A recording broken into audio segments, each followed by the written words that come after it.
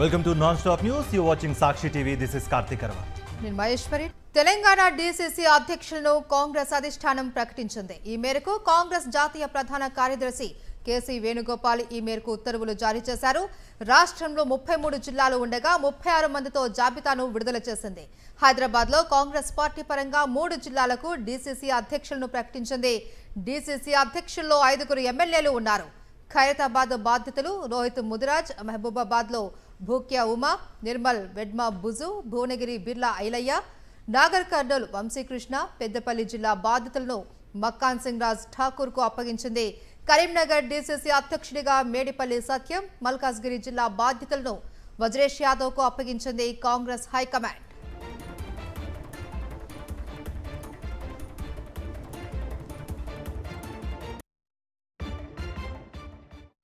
DCC అధ్యక్షుల ప్రకటనతో కాంగ్రెస్లోని ఓ వర్గం నేతల ఆగ్రహంతో ఉన్నట్టుగా తెలుస్తోంది. ముఖ్యంగా ఉమ్మడి నల్గొండ జిల్లాలో రెడ్డి సామాజిక వర్గానికి ఒక్క డీసీసీ పదవి కూడా దక్కలేదు. దీంతో డీసీసీ పీఠం ఆశించిన వారంతా అసంతృప్తితో ఉన్నారట. నల్గొండ డీసీసీ అధ్యక్ష పదవిని ఇద్దరు మంత్రి కోమటిరెడ్డి వెంకటరెడ్డి అనుచరులు ఆశించారు. డీసీసీ పదవి దక్కకపోవడంతో తీవ్రస్థాయిలో ఆగ్రహంతో ఉన్నారని ప్రచారం జరుగుతోంది. యాదాద్రి భువనగిరి జిల్లా అధ్యక్షుడిగా ఉన్న సంజీవ్ రెడ్డిని హైకమాండ్ తొలగించింది. నల్గొండ డీసీసీ అధ్యక్షుడిగా ఖైలేష్ నేత, సూర్యాపేట డీసీసీ అధ్యక్షుడిగా గుడిపాటి నర్సయ్య, భువనగిరి డీసీసీ అధ్యక్షుడిగా ఆలేరు ఎమ్మెల్యే బీర్ల ఐలయ్య పేరు ఖరారు చేసింది.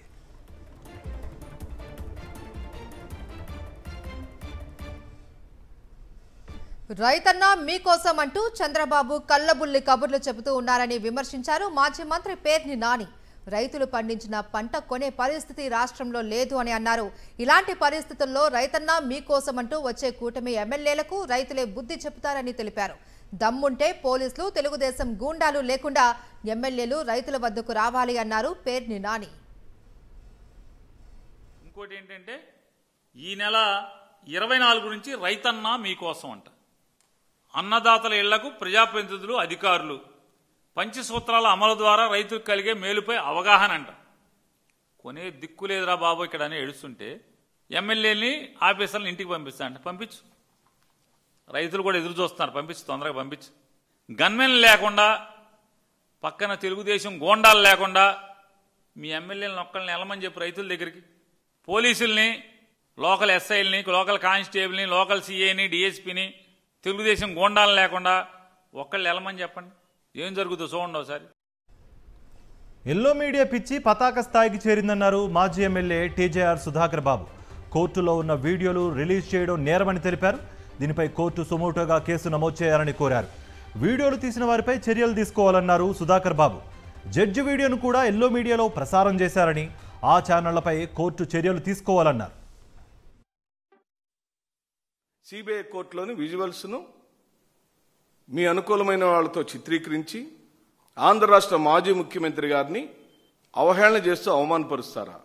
నేను డిమాండ్ చేస్తున్నాను. ఈ రోజున చట్ట ప్రకారమైన చర్యలు జడ్జి గారు తీసుకోవాలి. గౌరవ జడ్జి గారి సమక్షంలో ప్రొసీడింగ్స్ జరుగుతున్నప్పుడు ఒక మాజీ ముఖ్యమంత్రి కోర్టుకు హాజరైన సందర్భంలో ఆయన విజువల్స్ని బయటికి రిలీజ్ చేశారంటే ఇది రాజకీయ కుట్రగా మేము భావిస్తున్నాం.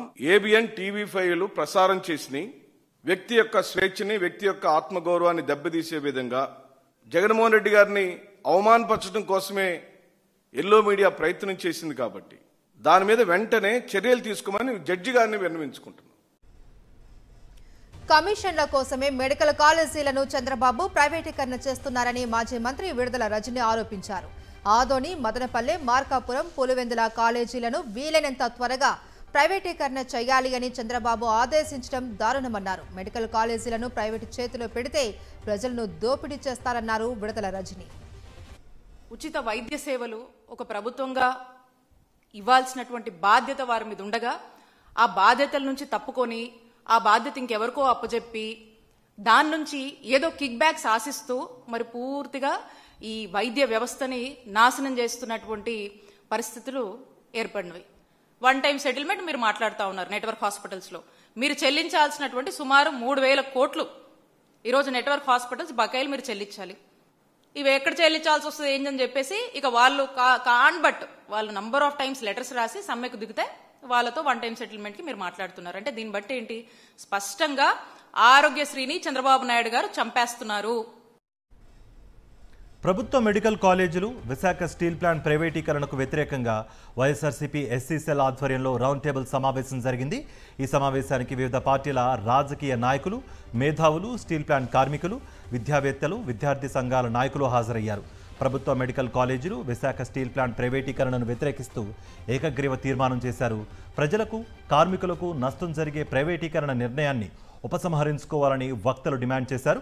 స్టీల్ ప్లాంట్, ప్రభుత్వ మెడికల్ కాలేజీల ప్రైవేటీకరణ నిర్ణయాన్ని ఉపసంహరించుకోకపోతే పెద్ద ఎత్తున పోరాటం చేస్తామని హెచ్చరించారు.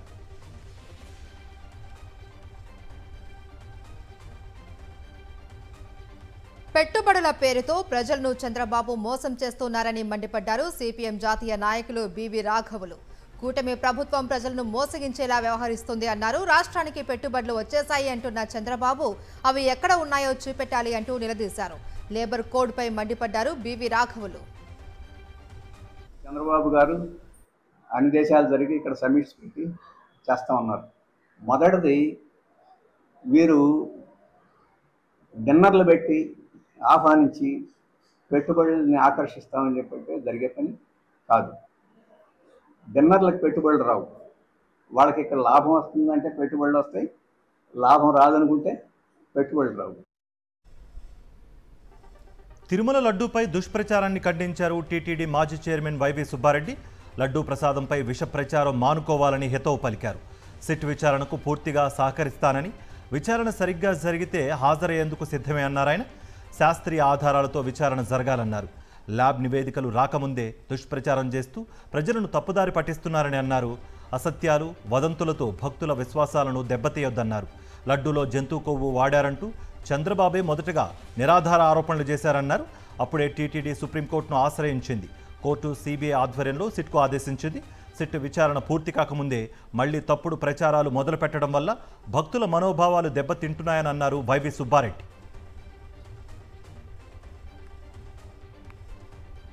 దివంగత నేత వైఎస్ రాజశేఖర్ రెడ్డి అందించిన ఆరోగ్యశ్రీ సేవలను గుర్తు చేసుకున్నారు కేంద్ర మంత్రి కిషన్ రెడ్డి. గుండె వ్యాధులతో బాధపడే చిన్నారులకు ఉచిత వైద్యం అందేలా వైఎస్ఆర్ కృషి చేశారు అన్నారు. తలసేమియా బాల సేవా యోజన కార్యక్రమం కింద కొలిండియా లిమిటెడ్తో రెయిన్బో చిల్డ్రన్ హాస్పిటల్ అవగాహన ఒప్పందం కుదుర్చుకుంది. ఈ కార్యక్రమానికి కేంద్ర మంత్రి కిషన్ రెడ్డి హాజరై ఆసుపత్రితో ఒప్పందం చేసుకున్నారు. గుండె జబ్బులు ఉన్నటువంటి పిల్లల కోసం ఏదైతే ఆందోళన చేసి ఆ రోజు రాజశేఖర రెడ్డి గారి ప్రభుత్వాన్ని ఒప్పించి వేలాది మంది పిల్లలకు ఉచితమైనటువంటి గుండె ఆపరేషన్ చేయించడానికి ఏ రకంగానైతే ఆ రోజు ప్రభుత్వాన్ని ఒప్పించామో, ఈరోజు నాకు మరొకసారి సంతోషంగా ఉంది. నేను ఈరోజు మంత్రిగా ఉన్నటువంటి మా శాఖ ద్వారా తెలంగాణలో ఉన్నటువంటి తలసిమియా పేషెంట్స్కి సంబంధించినటువంటి ట్రీట్మెంట్ కోసం హైదరాబాద్లో ఉన్నటువంటి రెయిన్బో హాస్పిటల్తో ఎంఓఏ చేసుకోవడం అనేటువంటిది నిజంగా నాకు మంత్రిగా ఇంతకంటే వేరే అవసరం లేదు. అద్భుతమైనటువంటి సంతోషము ఈరోజు నాకు కలుగుతుందనే విషయాన్ని ఈ సందర్భంగా ఉంది. నిజాంకు వ్యతిరేకంగా బండెనక బండి కట్టి అని బండి యాదగిరి గళం విప్పితే నిజాం సర్కార్ పీఠం కదిలిందన్నారు సీఎం రేవంత్. సమైక్యవాదులకు వ్యతిరేకంగా గద్దర్, గూడ అంజన్న, అందశ్రీ, గోరెటి వెంకన్న తెలంగాణ విముక్తి కోసం మలిదశ ఉద్యమానికి పునాదులు వేశారన్నారు. రాచరికం, ఆధిపత్యం హద్దు మీరినప్పుడు కవులు, కళాకారులు తమ గొంగిడి దమ్ము దులిపి పోరాటంలో దూకారన్నారు. అందశ్రీ సంస్కరణ సభకు హాజరైన సీఎం రేవంత్ ఈ వ్యాఖ్యలు చేశారు. ఉమ్మడి రాష్ట్రంలో సీమాంధ్రకు సంబంధించిన సమైక్యవాదులు ఈ తెలంగాణ మీద ఆధిపత్యం చెలాయిస్తున్నప్పుడు ఓ గద్దరన్న, ఓ గూడ అంజన్న, ఓ అందశ్రీ, ఓ గోరెటి వెంకన్న ఇక వీళ్ళ ఆధిపత్యానికి చర్మగీతం పాడాల్సిందే. ఈ తెలంగాణ భూమికి విముక్తి కలిగించాల్సిందే అని చెప్పి మలిదశ తెలంగాణ ఉద్యమానికి పునాదులు వేసింది. గ్రామ పంచాయతీ ఎన్నికల రిజర్వేషన్లపై తెలంగాణ ప్రభుత్వం జీవో విడుదల చేసింది. సర్పంచ్, వార్డు సభ్యుల రిజర్వేషన్ల విధి విధానాలు ఖరారు చేస్తూ జీవో నెంబర్ 46ను రిలీజ్ చేసింది. రిజర్వేషన్లో 50% మించకుండా మార్గదర్శకాలు జారీ చేసింది.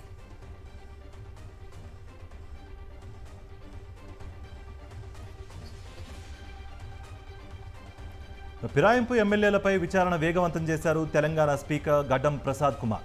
సుప్రీంకోర్టు ఆదేశాల నేపథ్యంలో అఫిడవిట్లు సమర్పించని 2 ఎమ్మెల్యేలకు మరోసారి నోటీసులు ఇచ్చారు. ఇప్పటికే స్పీకర్ను కలిసిన కడియం శ్రీహరి మరి కాస్త గడువు కోరారు. 2 రోజుల పాటు ఢిల్లీలో అధిష్టానం పెద్దలతో చర్చించిన దానం నాగేందర్ శాసనసభ వ్యవహారాల శాఖ మంత్రి శ్రీధర్ బాబుతో భేటీ అయ్యారు.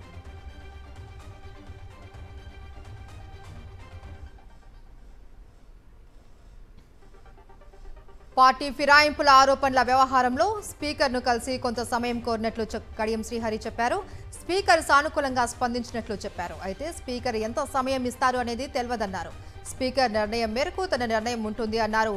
తన శ్రేయోభిలాషులు, నియోజకవర్గ ప్రజలు, న్యాయ నిపుణుల సలహాలు తీసుకుంటాను అన్నారు. తాను రిప్లై ఇవ్వకపోవడానికి కారణాలు లేవు అన్నారు. పరిస్థితులను బట్టి నిర్ణయం తీసుకుంటాను అని కడియం శ్రీహరి తెలిపారు. తన రాజీనామాపై ప్రతిపక్షాలు కుతూహలంగా ఉన్నాయన్నారు. ఉప ఎన్నికలు వచ్చినా తనదే గెలుపు అన్నారు కడియం శ్రీహరి. ఎమ్మెల్యేల ఫిరాయింపుల కేసు పైన సుప్రీంకోర్టు ఇచ్చిన తీర్పు లోబడి స్పీకర్ గారు మాకు నోటీస్ ఇవ్వడం జరిగింది. ఆ నోటీసుకు 23 నవంబర్ లోపల వివరణ ఇవ్వమన్నారు. అయితే నేను నిన్ననే స్పీకర్ గారిని కలిసి నాకు మరికొంత సమయం కావాలి, కొంత సమాచారం సేకరించాలి, లీగల్ ఎక్స్పర్ట్స్తో కూడా మాట్లాడాలి, నాకు సమయం కావాలన్నప్పుడు స్పీకర్ గారు సానుకూలంగా స్పందించారు. ఆ గడువు లోపల నా వివరణ స్పీకర్ గారికి అందజేస్తాను. పారిశ్రామిక వాడల్లోని 10,000 ఎకరాల భూమిని పప్పు బెల్లాల్లా అమ్ముకునే కుట్రకు రేవంత్ రెడ్డి సర్కార్ తెరలేపిందని మాజీ మంత్రి హరీష్ రావు ఆరోపించారు. కాంగ్రెస్ అధికారంలోకి వచ్చినప్పటి నుంచి ప్రజలకు ఎలా మేలు చేయాలన్నది కాకుండా ఎలా దోచుకోవాలన్న దానిపై సీఎం రేవంత్ దృష్టి పెట్టారని విమర్శించారు మాజీ మంత్రి. కుంభకోణాలకు కేర్ ఆఫ్ అడ్రస్ అయినటువంటి కాంగ్రెస్ పార్టీ కొత్తగా చేస్తున్నటువంటి తాజా స్కామే ఈ HILTP. నిజంగా చెప్పాలంటే ఇది Hyderabad industrial land transformation policy కాదు, Hyderabad industrial lands looting policy. పారిశ్రామిక వాడల్లోని దాదాపు 10,000 ఎకరాల భూమిని పప్పు బెల్లాల్లా అమ్ముకునేటువంటి ఒక కుట్ర, ఒక పెద్ద స్కామ్ ఈరోజు రాష్ట్ర ప్రభుత్వం తెరలేపింది. అధికారంలో వచ్చిన నాటి నుంచి కూడా రేవంత్ రెడ్డి గారి ప్రభుత్వం అడ్డగోలు దోపిడీ మీదనే దృష్టి పెట్టింది. ప్రాముఖ్యత కలిగిన ప్రాజెక్టులపై చర్చ జరిపామన్నారు మంత్రి ఉత్తమ్ కుమార్ రెడ్డి. గడిచిన 2 నెలల్లో అయిన ఖర్చు, వచ్చే 3 ఏళ్ల బడ్జెట్పై సమీక్ష నిర్వహించాము అన్నారు. గౌరవెల్లి, డిండి, సీతమ్మ సాగర్ ప్రాజెక్టులపై సుప్రీంకోర్టు తీర్పు ఆధారంగా పర్యావరణ అనుమతులు అడుగుతామని తెలిపారు. NDSE ఆధారంగా కాళేశ్వరం ప్రాజెక్టు పునరుద్ధరణ పనులు మొదలు పెట్టాలి అని నిర్ణయించడం జరిగిందన్నారు. ఈ రివ్యూ మీటింగ్లో ప్రధానంగా వచ్చే 3 ఏళ్లలో ప్రియారిటీ ప్రాజెక్ట్స్ లిస్ట్ అవుట్ చేసుకొని ఈ ప్రియారిటీ ప్రాజెక్ట్స్ ఏ విధంగా పూర్తి చేయాలి, ఒక షెడ్యూల్ తయారు చేసుకోవాలి. మరి ఆ ప్రియారిటీ ప్రాజెక్ట్స్లో పెండింగ్లో ఉన్న ల్యాండ్ అక్విజిషన్, R&R వర్క్స్, ఈ ప్రియారిటీ ప్రాజెక్ట్స్కి పూర్తి చేయాల్సిన అవసరం ఉన్న బడ్జెటు, నెలవారీ బడ్జెటు, ఇవన్నీ కూడా డిస్కస్ చేయడం జరిగింది. పుట్టపర్తి సత్యసాయిబాబా శత జయంతి వేడుకల్లో రాష్ట్రపతి ద్రౌపది ముర్ము పాల్గొన్నారు. ఉదయం పుట్టపర్తి చేరుకున్న రాష్ట్రపతి ముర్ము ప్రశాంతి నిలయంలోని సత్యసాయి మహాసమాధికి పూలమాలలు వేసి నివాళులర్పించారు. సత్యసాయి ట్రస్ట్ను ఏర్పాటు చేసిన ప్రత్యేక కార్యక్రమాల్లో పాల్గొన్నారు ముర్ము. పుట్టపర్తి సత్యసాయి బాబా సేవలు చారిత్రాత్మకం అంటూ కొనియాడారు. సత్యసాయి సెంట్రల్ ట్రస్ట్ నాణ్యమైన విద్య, వైద్యం అందివ్వడం పట్ల రాష్ట్రపతి ద్రౌపది ముర్ము ప్రశంసించారు.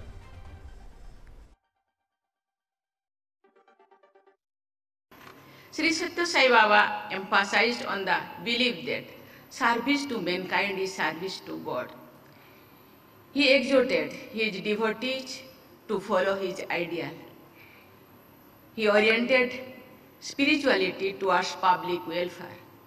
He linked spirituality with selfless service and personal transformation. Sai Baba inspired millions to follow the path of service. మావోయిస్టులకు మరో భారీ ఎదురు దెబ్బ తగిలింది. తెలంగాణ డీజీపీ శివధర్ రెడ్డి ఎదుట 37 మంది మావోయిస్టులు లొంగిపోయారు. లొంగిపోయిన వారిలో 3 రాష్ట్ర కమిటీ సభ్యులు Koyyala Sambaiah alias Azad, Narayana alias Ramesh, Somda alias Erra ఉన్నారు. మిగతా 34 మంది మావోయిస్టులంతా ఛత్తీస్గఢ్కు చెందినవారు. లొంగిపోయిన 3 డివిజనల్ కమిటీ సభ్యులు, 9 మంది ప్రాంతీయ కమిటీ సభ్యులు, 22 మంది దళ సభ్యులు ఉన్నారు. మొత్తం 37 మందిలో 25 మంది మహిళా మావోయిస్టులు ఉన్నారు. 8 తుపాకులతో పాటు బుల్లెట్లు, పేలుడు పదార్థాలతో మావోయిస్టులు లొంగిపోయారు.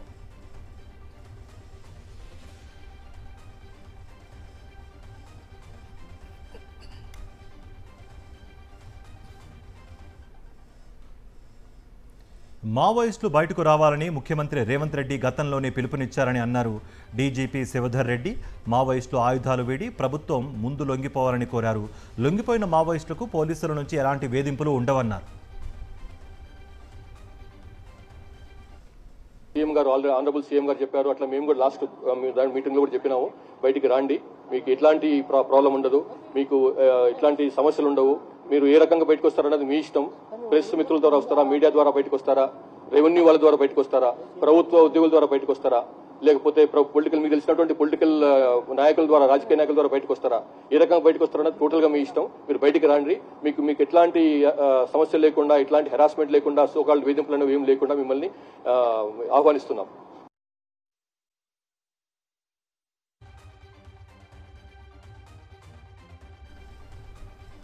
ఇప్పుడున్న పరిస్థితుల్లో మావోయిస్టు పార్టీలో పనిచేయడం కష్టమన్నారు మాజీ మావోయిస్టు ఆజాద్. ప్రభుత్వం, పోలీస్ శాఖ పిలుపును మిగతా మావోయిస్టులు అందిపుచ్చుకోవాలి అని తెలిపారు.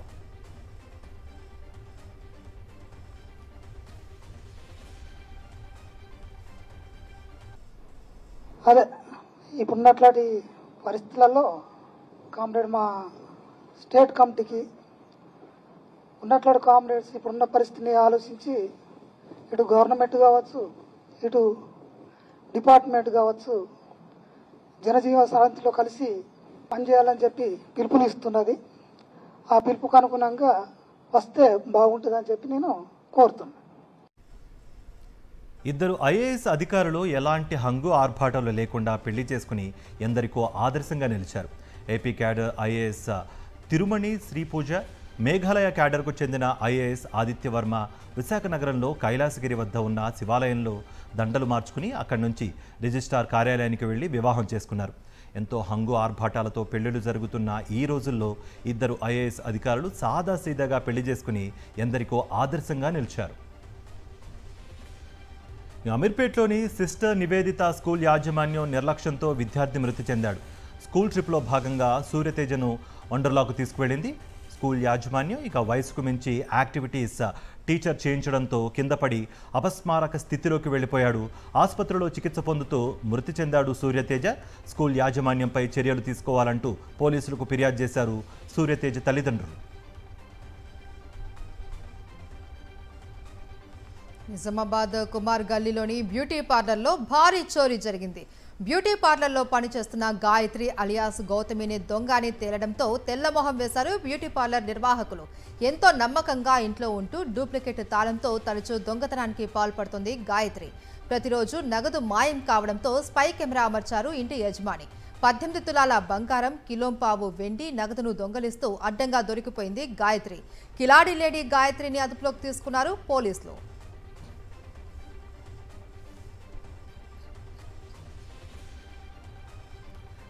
నెల్లూరు జిల్లా ఆత్మకూరు మండలం అప్పారావుపాలెం వద్ద పెన్నా నదిలో 6 పశువుల కాపర్లు చిక్కుకున్నారు.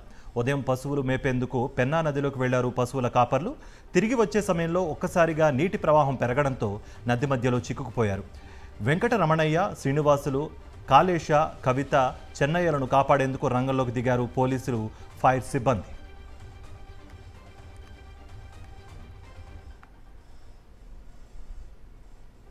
మదీనా బస్సు ప్రమాదంలో మరణించిన వారి అంత్యక్రియలు పూర్తయినట్లు రియాద్ భారత రాయబార కార్యాలయం తెలిపింది. మదీనాలోని జన్నత్ ఉల్ బాఖీ పవిత్ర శ్మశాన వాటికలో అంత్యక్రియల ప్రక్రియ పూర్తి చేసినట్లు వెల్లడించింది. ఈ కార్యక్రమంలో ఏపీ గవర్నర్ అబ్దుల్ నజీర్తో పాటు తెలంగాణ మంత్రి అజారుద్దీన్ పాల్గొన్నారు అని తెలిపింది. మృతుల కుటుంబాలకు రియాద్లోని ఇండియన్ కాన్సులేట్ ప్రగాఢ సానుభూతిని తెలియజేసింది.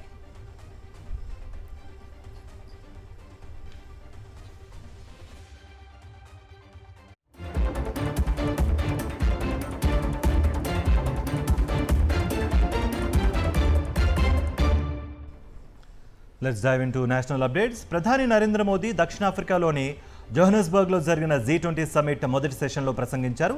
ప్రారంభ సమావేశంలో ప్రసంగించిన మోదీ పర్యావరణ సమతుల్యత, సాంస్కృతికంగా, సామాజికంగా సమ్మిళిత జీవన విధానాలను పరిరక్షించడానికి G20 కింద గ్లోబల్ ట్రెడిషనల్ నాలెడ్జ్ రిపాజిటరీని ఏర్పాటు చేయాలని ప్రతిపాదించారు. సర్వతోముఖాభివృద్ధి అనే కలను సాకారం చేసుకోవడానికి కొన్ని కార్యాచరణలను ప్రతిపాదించారు. మాదక ద్రవ్య, ఉగ్రవాద సంబంధాన్ని ఎదుర్కోవడానికి G20 ఇనిషియేటివ్ను ప్రపంచ ఆరోగ్య సంరక్షణ ప్రతిస్పందన బృందాన్ని ఏర్పాటు చేయాలని ప్రధాని మోదీ ప్రతిపాదించారు.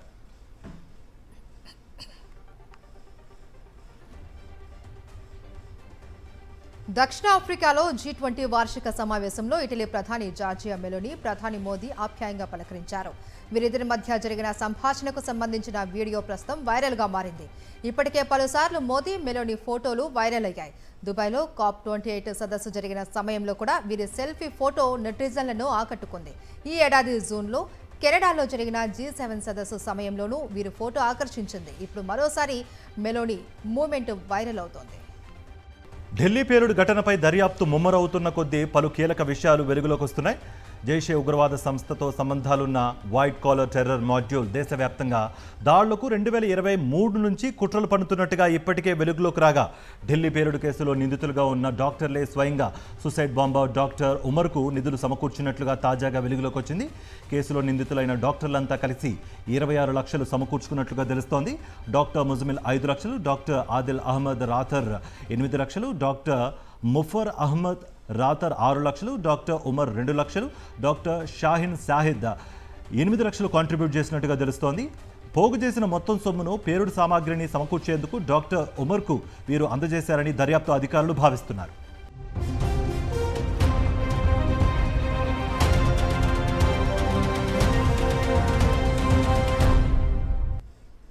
Moving on to international news.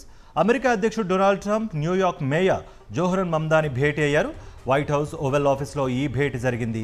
సాధారణంగా తనకు నచ్చని వాళ్లను వైట్ హౌస్కు ఆహ్వానించి మరీ అవమానించడం ట్రంప్ స్టైల్. అలాంటిది ప్రపంచమంతా ఊహించిన దానికంటే భిన్నంగా మమ్దానితో ట్రంప్ భేటీ ప్రశాంతంగా సాగింది. న్యూయార్క్ మేయర్ ఎన్నికల ప్రచార సమయం నుంచి ఇద్దరి మధ్య పచ్చగడ్డి వేస్తే భగ్గుమనే పరిస్థితి నెలకొంది. వలసలు, ఆర్థిక విధానాలపై ఇద్దరు పరస్పర విమర్శలు గుప్పించుకున్నారు. ట్రంప్ మమ్దాని రాడికల్ లెఫ్ట్ లూనటిక్గా అని పిలిచిన సందర్భాలు కూడా ఉన్నాయి. మమ్దాని కూడా ట్రంప్ను ఉద్దేశించి నియంత అంటూ విమర్శించారు. దీంతో సహజంగానే ఈ భేటీపై సర్వత్రా ఆసక్తి నెలకొంది.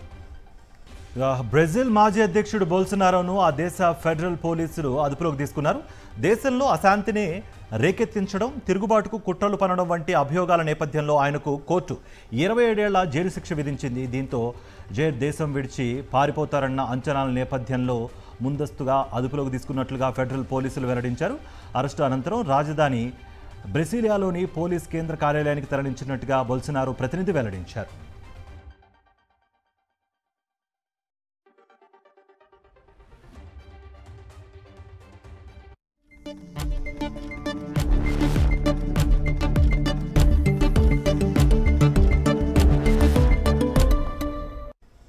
బిజినెస్ అప్డేట్స్ చూద్దాం. దేశీ విమానయాన కంపెనీ ఇంటర్గ్లోబ్ ఏవియేషన్ విమానాల కొనుగోలుకి సిద్ధపడుతుంది. ఇందుకు సొంత అనుబంధ సంస్థ InterGlobe aviation financial services IFSC private లిమిటెడ్కు $82 కోట్ల అందించనుంది.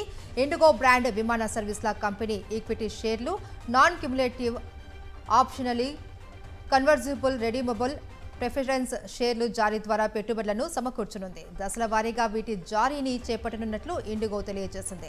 నిధులను ప్రధానంగా విమానాల కొనుగోలుకి వినియోగిస్తున్నట్లు వెల్లడించింది. ఇండిగో ఇప్పటికే 411 విమానాలను కలిగి ఉంది. వీటిలో 365 విమానాలు నిర్వహణలో ఉన్నట్లు విమాన tracking website plane spotter net పేర్కొంది.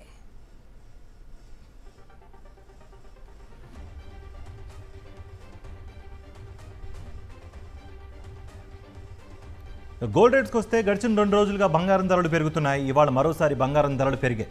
హైదరాబాద్లో ఇవాళ 24 క్యారెట్ల బంగారు ధరం గరిష్టంగా 1,860 రూపాయలు పెరిగి 1,25,840 వద్దకు చేరుకుంది. 22 క్యారెట్స్ 10 గ్రామ్ గోల్డ్ 1,700 రూపాయలు పెరిగి 1,15,350 వద్ద స్థిరపడింది.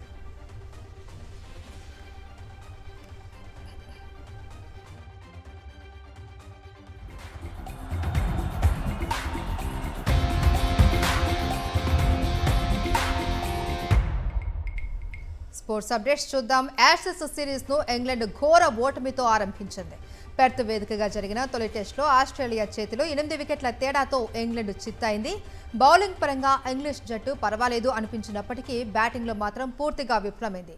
తొలి ఇన్నింగ్స్లో 172 పరుగులకి కుప్పకూలిన స్టోక్స్ సేన రెండో ఇన్నింగ్స్లో కూడా అదే తీరును కనబరిచింది. బోలాండ్, స్టార్క్ డాగెట్లు నిప్పులు చెరగడంతో ఇంగ్లాండ్ 164 పరుగులకు ఆలౌట్ అయింది. సెకండ్ ఇన్నింగ్స్లో ఇంగ్లాండ్ బౌలర్లు కూడా తేలిపోయారు.